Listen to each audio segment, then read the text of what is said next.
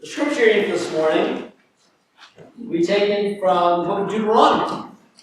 We'll be looking at Deuteronomy chapter 30, verses 11 through 19. So if you have a Bible handy, I invite you to turn with me. Deuteronomy is in the very beginning, part of the Pentateuch in the beginning of the Old Testament. And we'll be looking at Deuteronomy chapter 30, beginning in verse 11.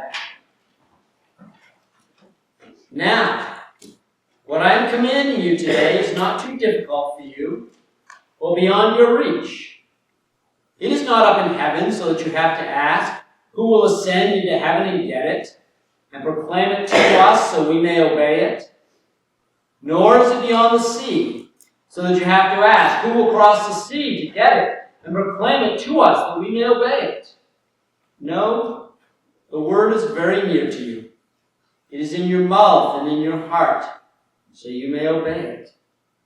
See, I have set before you today life and prosperity, death and destruction.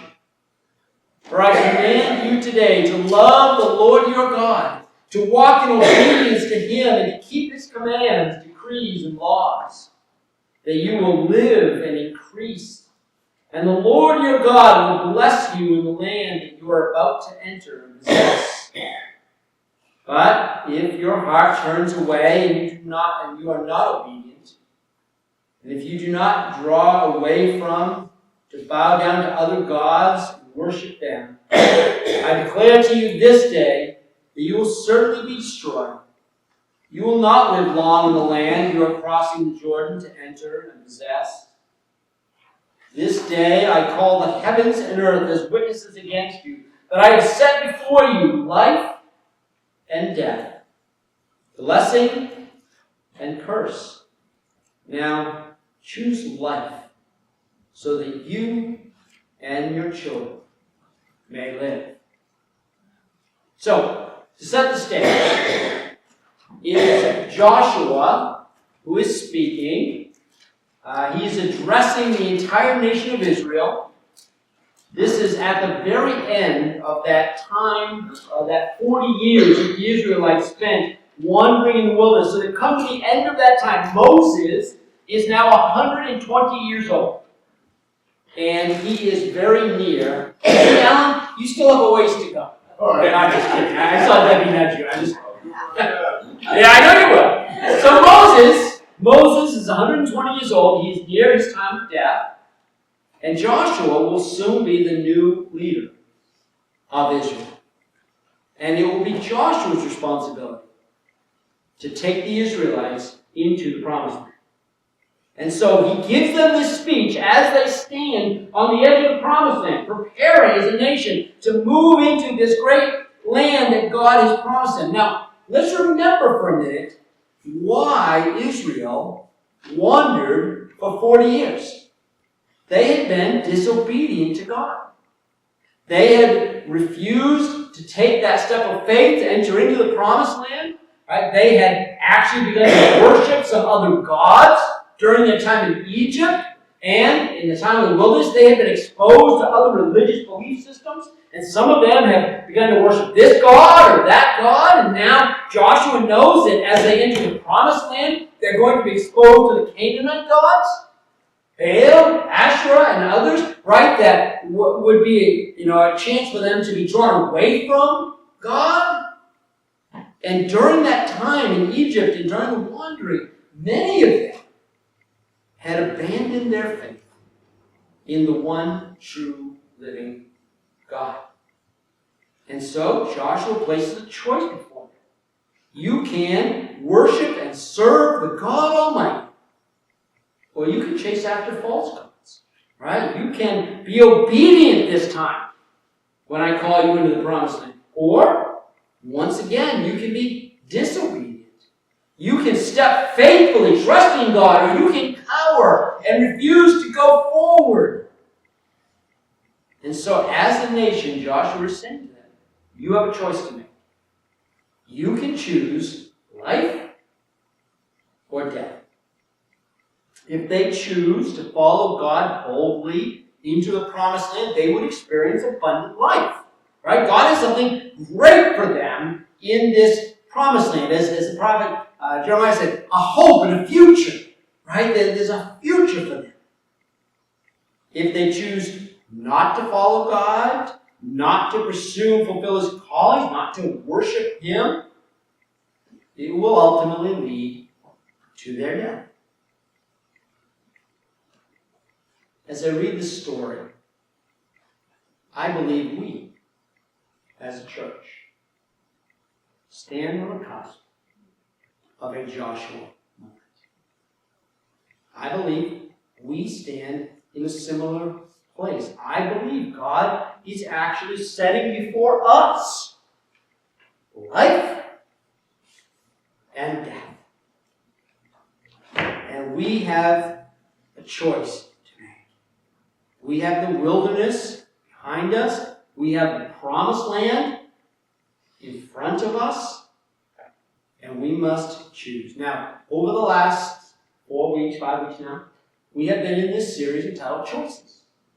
Right? And we've talked about the choice between doing comfort versus challenging hard things in life. And we've talked about the choice of doing the right thing even when we've been wrong. We've had all these choices that we've talked about over the last several weeks, and I think they've been really important, but they've all been personal choices. They've all been choices that each of us needs to make as individuals for our own life. But this choice, the choice that Joshua placed before the Israelites, the choice I believe God is placing before us, is a corporate choice. I don't mean like business. I mean together, as a group, right? As a church. This is a choice that we must live. In the same way Joshua stood before the whole nation of Israel and said, I put before you life and death, blessing and curse. I believe we're at that same place. I believe we are at that place in the church where God is setting before us life and death. Honestly, I think we're at a pivotal moment as a church. I think we're at a key time in our history, and I believe that in the same way, we have choices to make.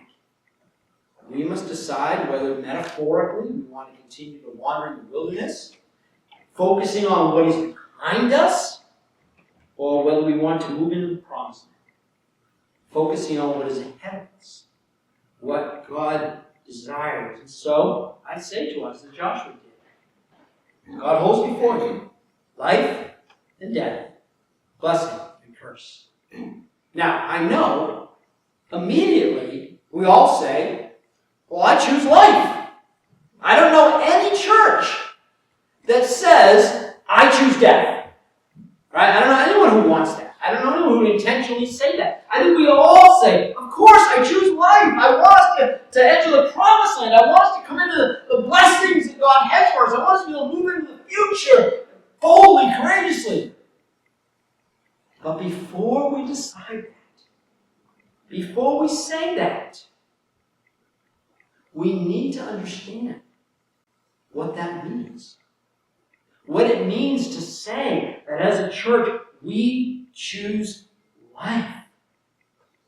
Now, the Israelites, as they stood at the edge of the promised land, for them to say we choose life, for them to enter the promised land, they knew that meant battles. There were people there that probably would not be thrilled with sharing the land with them. They were going to have to fight for space, and they were going to have to come in, and so that would be hard. Right? And this is why, if you remember the story, this is why they wandered in the wilderness for so long. Right? If you know the story, you probably know. Joshua and Caleb were two young leaders 40 years earlier. And they were sent by God into the promised land as scouts, as spies, if you will. They went in, and Joshua and Caleb took a group of soldiers with them, and they went in and they explored the land, and they looked it over, and they brought back to the Israelites fruit from the land and stories about what beautiful, fertile land it was and how much good was there and all that. But some of the spies said to the Israelites, but the people are like giants. And they became fearful. How could we ever possibly take them on?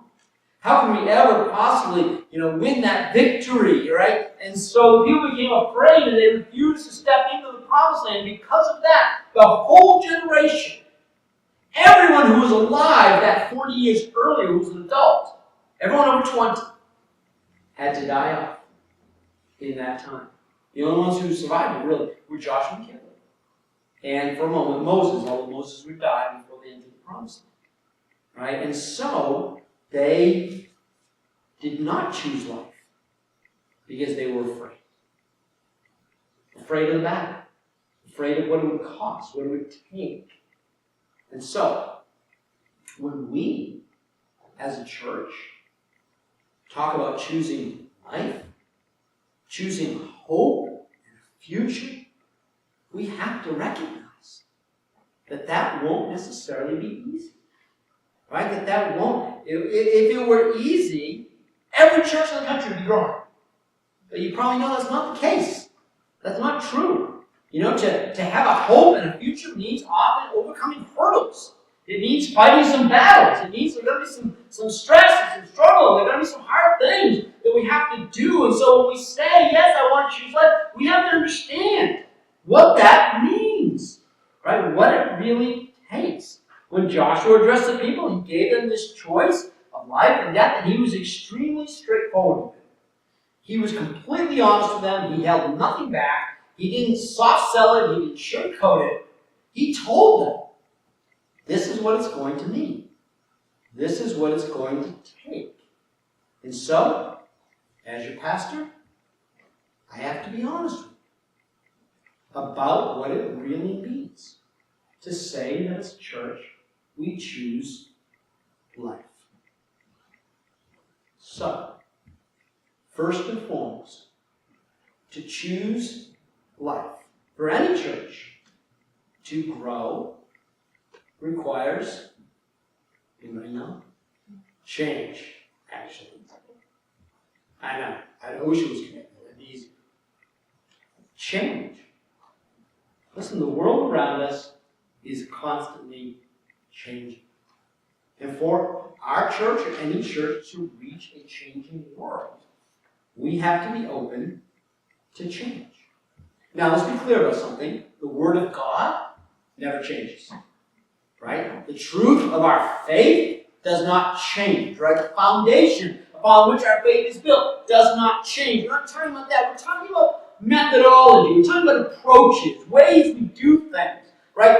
That kind of stuff changes. As the world changes, it changes. What we do, what we call worship, is not the same as what Christians did 100 years ago or 200 years ago. Change happens, right? People change and evolve right, over time. And so the methodology, the approaches to music, to worship, change. And speaking of music, I'll give you an example. One of the things that changes is music. Right? Now, I love the hymns.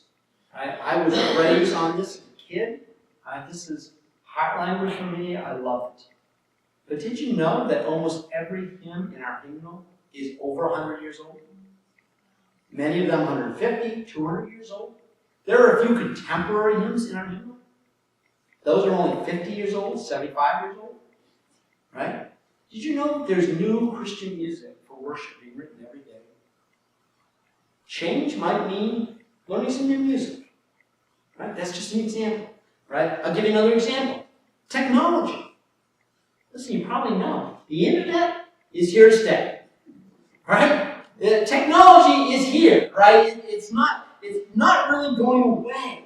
And so part of this, some of the change that churches have to go through, is to embrace some aspects of technology, right? Making better use of our website, of social media, things like that, online giving. We have a finance committee meeting tomorrow night.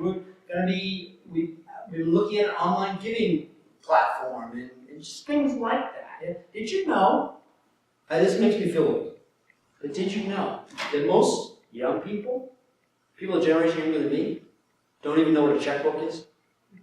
They don't. None of them have checkbooks. In fact, most of them don't even carry cash. They want to pay for something, they're going to put their phone up to the register, and they're going to use Apple Pay. Or they're going to buy something on Amazon, they put their card number in. Right? It's just change, right? Things like that. Now, that's not the gospel. We're not talking about changing the truth of Jesus. But, allowing online giving or digital giving is just an example of the kind of thing that might change, right, as we move forward. We introduced a couple of months ago the use of the screen, right? That's new to us. No, we have to decide. Up till now, it's been kind of an experiment, right? We actually put it up initially for a celebration of life, and we've been using it just to try it out as a worship service. We're going to have to decide, are we okay with that, right? Will we make that, and it's on a temporary screen right now, will we make it permanent? Will we put it on the wall? Will we embrace it? These are the kinds of things that we have to consider. Are we open to those kinds of change? Now, trust me, I know change, big changes particularly, are uncomfortable. But change is part of choosing life. And if we still want to be effective as a church, a generation, 2 generations from now, we're going to have to be willing to embrace some changes. To do some things a little bit differently. And there are things we're already experimenting with. We'll continue to try other things. We have a website now. We didn't a few months ago. We use social media. We had actually embraced social media presence before I got here. We've already done a lot of work with that. It's great. We need to build on those kinds of things. We need to use them well, use them in the community, and that kind of thing. And so, developing that. Now, because life involves change, to choose life also means sacrifice. Honestly, change is hard. And the reason change is hard is because it is sacrifice. Change almost always means giving up something. Right? Giving up something perhaps that's comfortable to us. Something that we like. Something we're familiar with. Right? And that is a sacrifice. And trust me, I do not take that sacrifice. I'm not one who believes in change for the sake of change. Some people like to just change just because they like to change. Right? But I do believe that sometimes God will call us to change so that we can more effectively do our mission. So that we can reach people, going forward in future generations and all that. And so I don't at all take lightly the sacrifice that it requires to embrace change. But think about how that sacrifice can bear fruit. Some change might help us to reach our own children or our grandchildren in this community and beyond. Or for that matter, we might be the answer to some grandmother's prayer halfway across the country. There may be a young family living here in town that their parents and grandparents have been praying for them for years to find a good church, to come to Christ, to have a faith. And it could be that by us trying some new things and by changing some, that it helps us to connect them to a church community. And we become the answer to that grandparent's prayer. And maybe some church halfway across the country is going to be the answer to your prayer for your kids, for your grandchildren. Because we want every generation to come to know Jesus, to accept Him. Okay, so it's change, it's sacrifice, and it's also risk, if we're honest, right? To choose life is going to require some risk. We're going to try some things as a church, right? If we choose life, if we choose to say, yes, we're going to move forward in church, we want to be a church that is reaching our community, even, continue to reach generations and what have you. We're going to try some things, and guess what? Some of those things are going to work, and some of them aren't. And so it's a risk. We're going to risk time. We're going to risk resources, our energy, our effort, right? All that. And we're going to try out some things and think, hey, maybe this will help us reach our community a little bit better. Maybe this will help us reach our community a little better. Some of those things are going to work out great. Some of them maybe not. We may have something that's a little bit after, we thought that might work, but it just really didn't. Or maybe it will work, but not the way we thought it would. It's going to come out differently than we were expecting. And so, I guess what I'm saying is, we have to be open to some risk as a church. We've got to be willing to try some things. And I want to say to us in advance, if we choose life, and if we try some new things, it's okay if not everything works. It's okay if we try some things and, we thought it'd give it a shot. Maybe it didn't. But the truth is, we have to be willing to risk. Not every seed you sow will bear fruit. But some of it will bring forth a great harvest. Every farmer knows that you're going to go out and sow seed in your field, and some of it is never going to take root. Some of it's going to get scoffed up by the birds. Some of it's going to sit on the surface and just burn in the sun. Right? Some of it will never grow. But some of it will. Some of it will bring forth a great harvest. And guess what? If we were afraid of the risk that we're going to lose some of the seed, there would be no harvest. Because we wouldn't sow.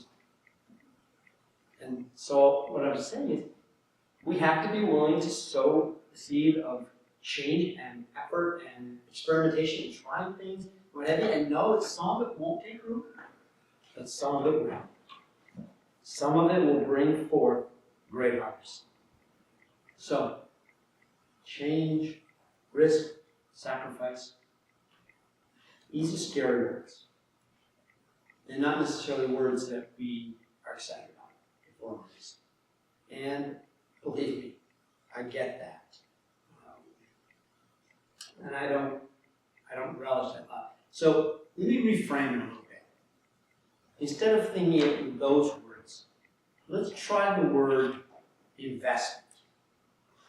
Let's try the word investment. Like, we're going to try some things that are an investment in our future. Now, if any of you have ever had a pension or a retirement plan of any kind, you understand the concept of investment, right? You give something up in the here and now to have something better in the future, right? You made X amount of money. Instead of having to spend it all today, some of it you put ahead, you put away, and that became an investment for the future so that when the day comes, you'll have something to live on. If we think of this more as an investment, I think it's a little bit easier to get excited about, if you will. If we see that changing some things, trying some things, is an investment. We're going to invest in our future, and the dividend is a great future for our church. The dividend is that we get to be a ministry that's continuing to make a difference in this community for years to come. You know that we're the only full-time church in East Blue Bay, right?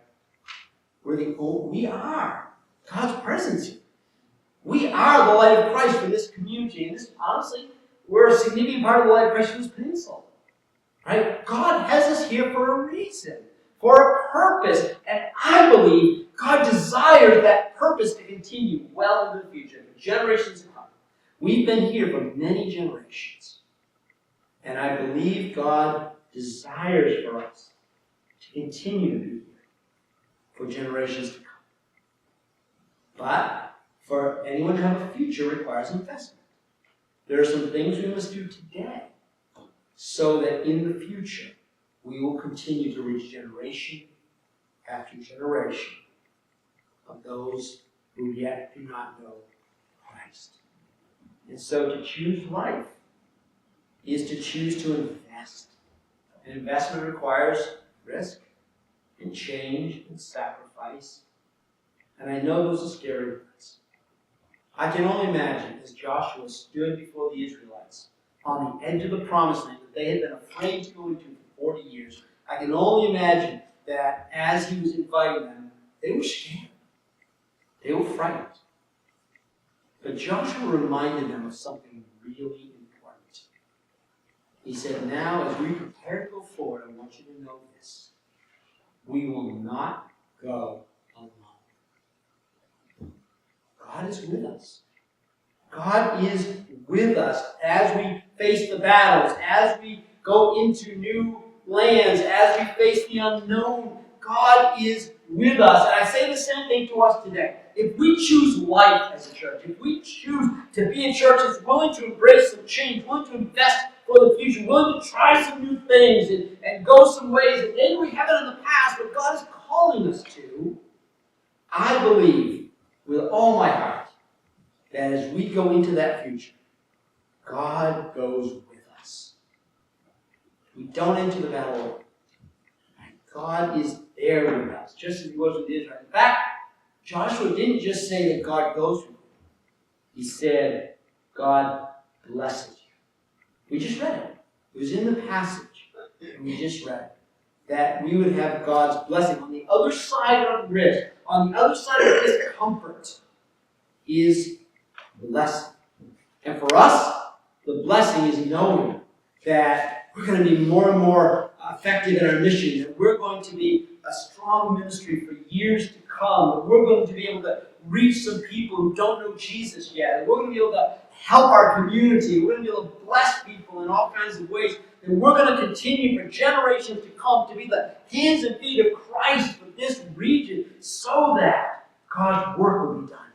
That's the blessing. That's the gift of knowing that we get to be a vital church for generations. Continue to be a beacon of light that shines Christ into our world. And over the course of this series, we've talked about some pretty important choices. Most of these, as I said, are for us as individuals, right? Things that we can do, I believe, to have a great life. Things that will make our life better and more fruitful. But this choice, and I think even this choice has applications at a personal level, but really, I think, like Joshua, we're presenting it to us as a whole. This is the choice that we are. Today, like Joshua, God sets before us life and death, blessing and curse. And I don't mean to sound overly dramatic,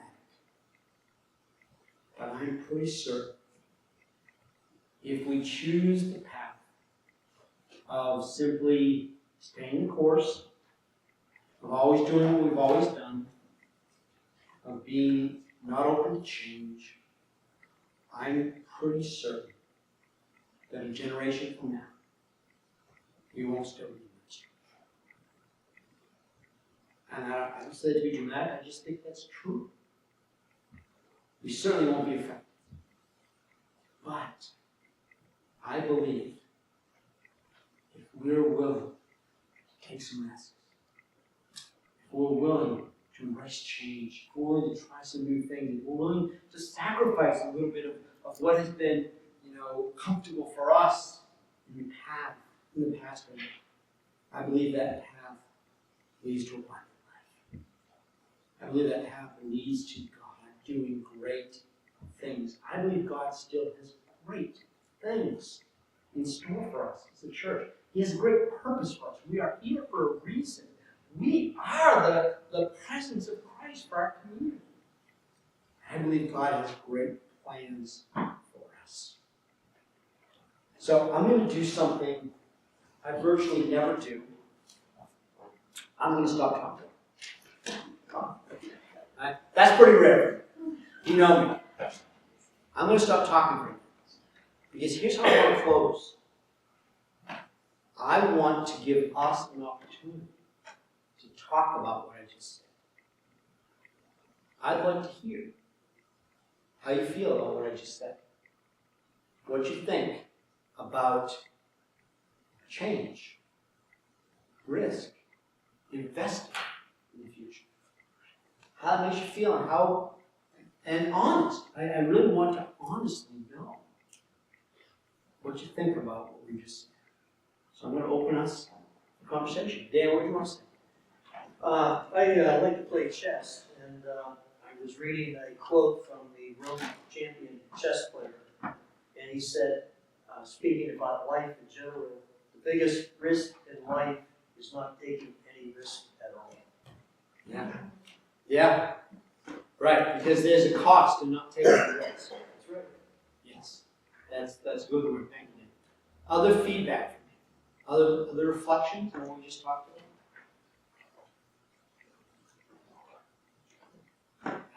We took a risk in hiring a full-time pastor, That's right. stopping the rental of our parsonage, That's right. repairing it and moving into it. And so far, that risk has paid off wonderfully well, in my opinion. Okay. I hope so. I hope after the sermon you still feel the same. But yes, you guys have already begun taking risks, right? You stepped out in a financial risk, right, by taking on a full-time pastor rather than having you had a rotation of interim pastors or pulpit supply for a long time. And one thing to add, I've only been coming to Maine for 18 years, but generally Mainers do not like change. I know this. Yeah. I know. Don't change the road sign, don't change anything. Yeah. So it's a particularly big step for us to take, Yes. change. Yes, and I recognize that. I know. And as I mentioned, I don't take that lightly. What I'm asking us to consider, what I'm asking us to pray about, I know it's a big deal. I know it's hard. I know it's uncomfortable. But just like Joshua had to say to the Israelites, if we don't do this, we won't enter the promised land. We won't ever get to what God has prepared for us. So, yeah, it's a hard thing. Other reflections? Debbie? I can contribute. I've worked as a change agent in education for over 40 years. And what I've learned is the person or people who propose the change are very comfortable with the idea because it's their idea. Yes. And the rest of us, Yes. it's fair to be uncomfortable and it's fair to say, well, we've done it this way for a reason. So for myself, it's a very good seat to sit in right now as someone who has been one to challenge the known and question the known.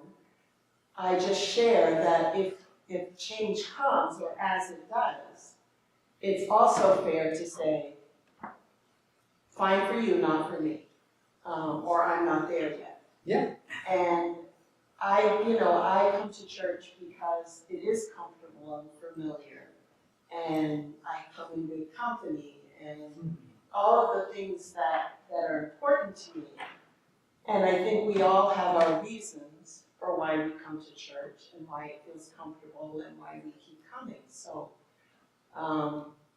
it's okay to acknowledge, in my opinion, the things that we love about what we have. Yes.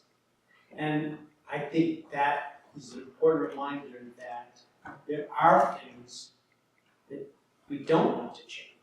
There are things that we want to preserve, hold on to. One of the things that I think is just so beautiful about our church is a sense of community, right? The sense of connection. So we want to reach more people for Jesus, but we don't want to lose a sense of community, right? And so finding ways to preserve that, right, is just an example of recognizing that there are things that we don't want to ever lose, and so finding ways to continue to be effective in our mission, but at the same time not necessarily losing the heart and the best of who we are as a church. And that could be personal. What's important to me Sure. might not be important to many, and so Yeah. it's, when you say it's uncomfortable, it is uncomfortable. Even for me, and even though I've only been here a short time, it's uncomfortable for me. Like you said, most people like change if it's their change. It's your idea. Right, right. But I tend to feel what other people are feeling, and so knowing that for some people, some of these things are is hard for me. But I also want us to be able to go forward and grow. Other feedback, other responses, and honestly, anything that you have to share is okay. Whatever you're feeling, whatever you're wanting to say, I think is important to share, not just what you think I want to hear. Bob? I come from a church very similar to that. I grew up near Cambridge, Massachusetts, and it's a Lutheran church. And the church was full of young people and old people. They got in a group thing. The young people decided they didn't like the old church, so they formed a new church. The old people stayed with the old church because it was comfortable. The new people went out of town and formed a new Lutheran church. And it prospered. The young church prospered. The old church didn't because the young people left. So I sat in the middle between my parents being the old people and all my young friends went to the new church. So the young Lutheran League ended up leaving and left us with all the old people who ended up dying. The church eventually died. It died. How? Because everybody started dying. And a traditionalist like myself, that grew up with my parents, ended up losing a lot of our friends. The younger ones all went to the new church. So we were left with the old people in the old church, and we loved it. We really loved it because we liked the old traditions. And we went to the new church occasionally to see what they were doing. We didn't like it at all. We hated it. I mean, it was tambourine time, it was people dancing up and down the aisles and doing all kinds of crazy stuff. But the young people loved it. They did. But the old people, boy, they didn't like it at all. So they all went back to the old church and they left the young people alone. Right? And they had a good time. They didn't know what the heck they were doing. All right, so Bob, we'll stop. So here's my takeaway from your story. Yeah. How can we be a community that has meaning for people of many generations? Yeah. Because I don't think it has to be that one generation splits from another generation. I think it's possible. In fact, it's more than possible. I think it's great. I think it's really healthy for there to be multiple generations within a single congregation. Because I think everybody has something to offer, something to share. And so I think Bob's tale in many ways is a cautionary tale, right? That we don't want to become a place that feels a need to divide. Instead, how do we find some reasonable middle ground where multiple generations can still find meaning and connection in a single congregation? Because I think that's the healthiest a church can be, is to have people from every generation all contributing something. Young people have some things to share that are valuable. Those of us who've been alive a little bit longer have some other things to share that are very valuable. And I think a church is not complete without both, to be honest. So that would be my hope and desire. Laura, you ever say something? Yeah, I have my 2 cents about the music. Okay, I was ready for that. Yeah. It was really great when Pastor first came and everybody contributed their favorite hymns, and he has been trying to infiltrate those. When I got that message, I went wild. I went through both hymnals and pointed out, oh, these are all the hymns that we know. And what we haven't done yet, which would be nice to work on, is hit some of the hymns that are in this other hymnal, which have a lot more folk music, a lot more contemporary, and there's some really good pieces in here that we have not tried. My contention is there's some hymns, old hymns, I don't care how old they are, that are not very well written, and they're played, I don't know why, they're unmemorable. But the same thing can be said from some contemporary music as well. Some of it is awful. Some of it is great, some of it is trite and overplayed. Some people pick the same piece at their wedding, I won't go into titles, but there's a lot of variety in music. And I think just starting to take a look and having my in on this every Sunday Yeah. would be a start. That would be a great start. Yes, because the news we sing is supplemental and it is some It's a lot livelier type of stuff. Absolutely. Thanks. Thank you. Other feedback? Yeah. We want to attract young families. We should have some sort of program for the children. Right. I know when I was raising my kids, I was at school church that had a Sunday school program. Even though we were getting some of us alternated helping out with that. The youngest kids in class would have them come after and the ending service, have a little message. Yeah, children's story, sure. I think that's the reality of attracting young families.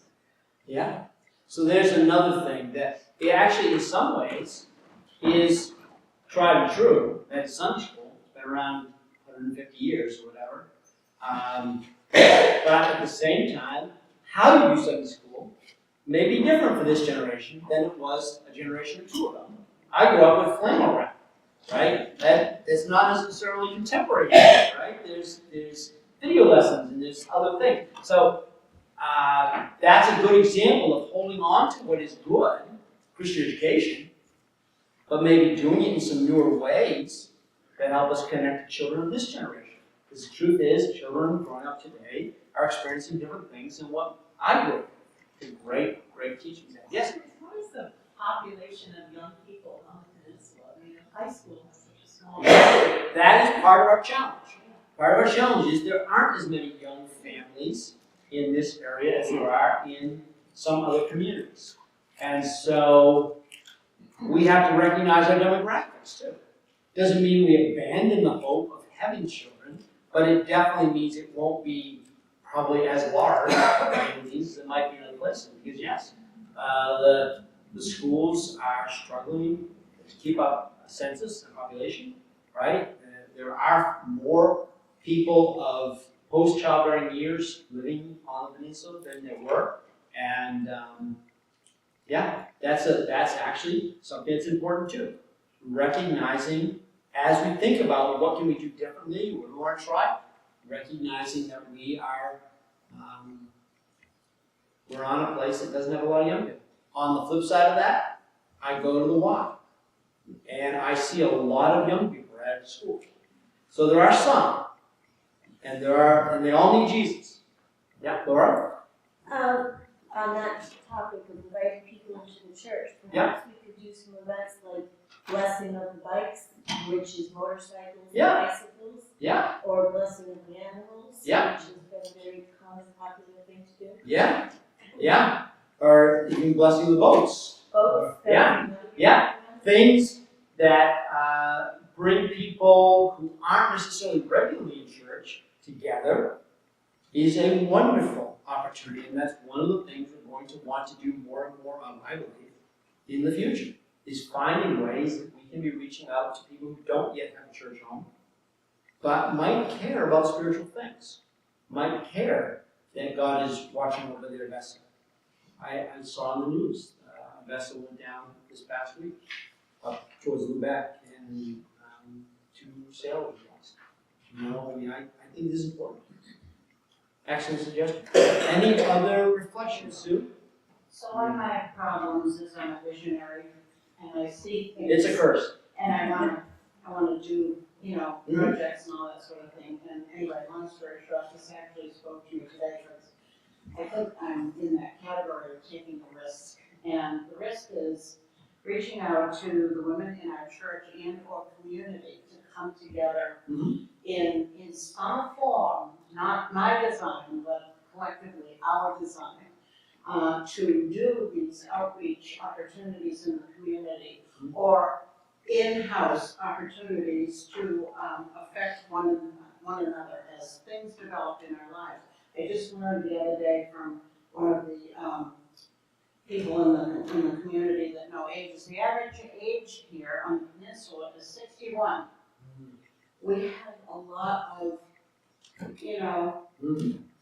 older folks. Yes. And the children, there are children, and yeah, they all go to the Y, and that's great, but how can we together, even with the help of suggestions from our guys, come together, create opportunities to reach out and make a difference in our community where we live and in our church? And it's a risk because many of the gals here have had knowledge of past women's ministries. I know Deb has been involved in it. And, we did this way, we did it that way. We want to embrace all, ideas, but let's bring something together. So it is a risk. It is a risk, absolutely, because you're gonna pour time, energy, resources into it, and pray that it's effective, pray that it helps to reach people. And I do think a lot of this conversation about generations is important, because I want us to recognize we want to reach young people, we have to, if the church will still exist in the future. But we also have to recognize that there are people of every generation that need Jesus. And so I'm not thinking that we want to somehow focus on one generation at the exclusion of another generation. I think we need to be very intentional. If our average age is 61, and I think that's true, we need to be equally asking, what can we be doing to reach people who are recently retired? Or empty nesters, right? And how do we help connect them? Build community for them, right? The other thing I see at the Y is a lot of retired people.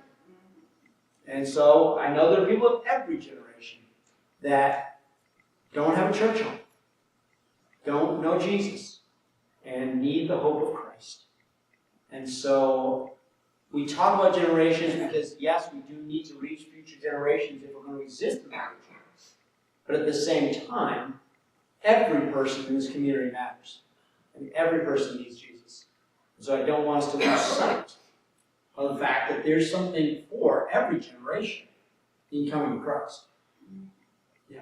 Any other feedback or thoughts? Anything else? Well, yes, Bob, I'm sorry, I didn't see the sign. One thing I suggested to June when she was asking the other day about a prelude when she was going to play, I suggested when the saints come marching in. Mm-hmm. And she was like, wow, I don't think I have it in the hymnal.